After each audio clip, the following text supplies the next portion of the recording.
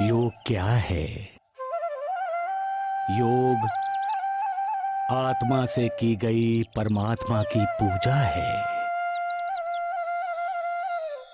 योग आत्मा से परमात्मा के बीच किया हुआ संवाद है। योग एक आत्मा का अपने शरीर से, कर्म बंधन से, जन्म मृत्यु के चक्र से मुक्त होने के लिए की गई तपस्या है।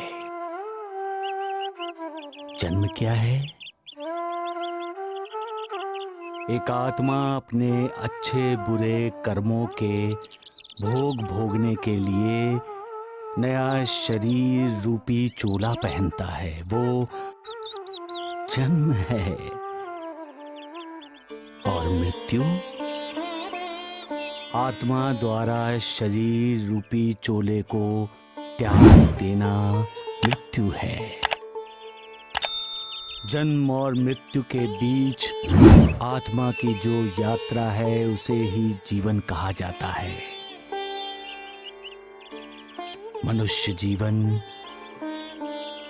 विकारों से भरा हुआ है और यही विकार मनुष्य को परब्रह्म परमात्मा से दूर ले जाता है।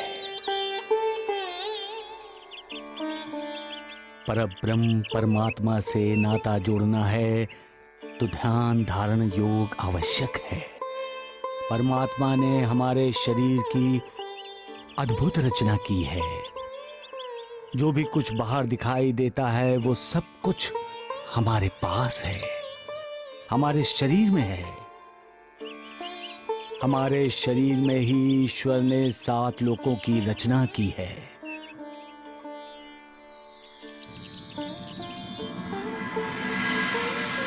हमारे शरीर में 7 चक्र हैं।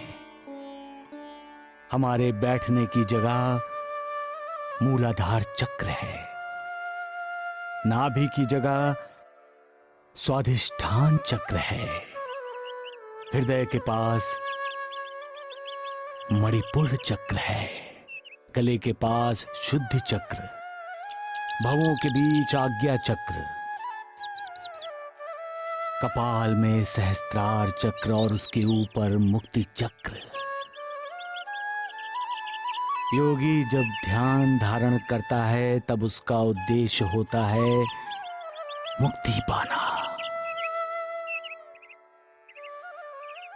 हमारे शरीर में सबसे नीचे सूर्य और ऊपर चंद्र है। जब एक एक चक्र का भेदन करते हुए सूर्य चंद्र तक आता है और चंद्र से मिलता है तब योग के लिए मुक्ति द्वार खुल जाता है। योगी जब ध्यान लगाता है तब उसकी एकाग्रता प्राणों सहित मूलाधार चक्र में स्थिर हो जाता है। जहां सूर्य चमक रहा है तब सहस्त्रार से अमृत बूंद गिरती है। जैसे तपते तवे पर बूंद के गिरते ही झन की आवाज होकर बूंद जलकर नष्ट हो जाती है, वैसे ही अमृत बूंद का होता है। मूलाधार चक्र में स्थित सूर्य का तेज अमृत बूंद को खा जाता है, परंतु दूसरे ही क्षण सूर्य बिंब उठकर स्वाधिष्ठान चक्र में प्रवेश करता है। अब यहां अमृत बूंद का विनाश नहीं होता। इसका अर्थ है कि योगी आध्यात्मिक प्रगति पथ पर है। स्वाधिष्ठान से ऊपर सूर्य बिंब मणिबंध की ओर चलकर मन के हृदय कोश में स्थिर हो जाता है, जिससे मन पवित्र और हल्का हो जाता है। फिर सूर्य गले के पास शुद्धि चक्र में और उसके बाद भवों के बीच आज्ञा चक्र में स्थिर होकर मस्तिष्क में प्रवेश करता है और चित्त को प्रकाशित करता है। तब योगी आनंद में डूबने लगता है। उसे भू भुआ स्वा के ऊपर महा चना तप सत्यम ये लोग भी दिखाई देते हैं। तब योगी को ब्रह्मा विष्णु महेश का साक्षात्कार हो जाता है। परंतु योगी अधिक समय तक इस परमानंद को झेल नहीं पाता और उसकी आंखें खुल जाती हैं। इसे ही कुंडलिनी जागृत होना कहते हैं। जिस योगी की कुंडलिनी जागृत होती है वो संसार के सुख दुख हानि लाभ आदि से परे हो जाता है। वो सिर्फ परमानंद का अनुभव करता रहता है।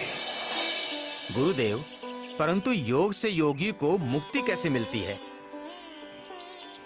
सहस्त्रार चक्र के ऊपर मुक्ति चक्र है।